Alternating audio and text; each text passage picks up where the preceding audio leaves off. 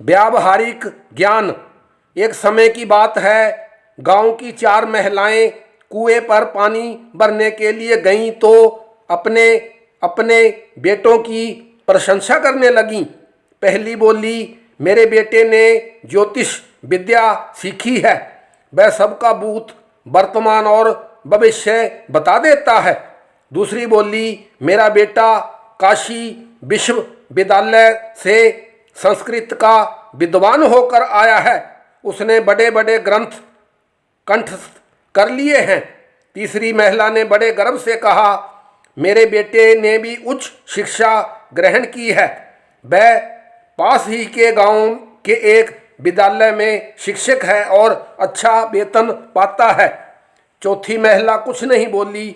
उन तीनों ने उसे चिढ़ाते हुए कहा, जय बेचारी क्या बोलेगी, इसका बेटा तो अनपढ़, गंवार और बुद्धू है और जमींदार के खेतों में मजदूरी करता है।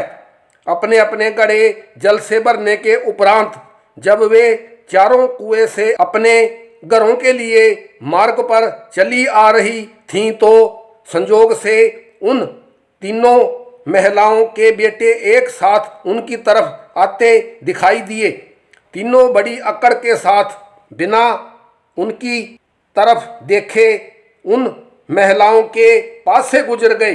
वे चारों अभी चली ही जा रही थीं कि अचानक से चौथी महिला का बेटा भी चला आ रहा था। उसने दूर से ही अपनी माँ को देखा और दौड़ते हुए अपनी माँ के पास आकर अपनी माँ के सिर से घड़ा उतारकर अपने सिर पर रखते हुए बोला, आप चारों माताओं ने क्यों कष्ट किया? आप सभी का ये पुत्र किस लिए है? मैं आप सभी के लिए जल भरकर ला देता।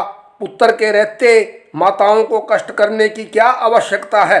बड़े बड़े विद्वान पुत्रों की वे तीनों माताएं एक दूसरी का मुंह ताक रही थीं।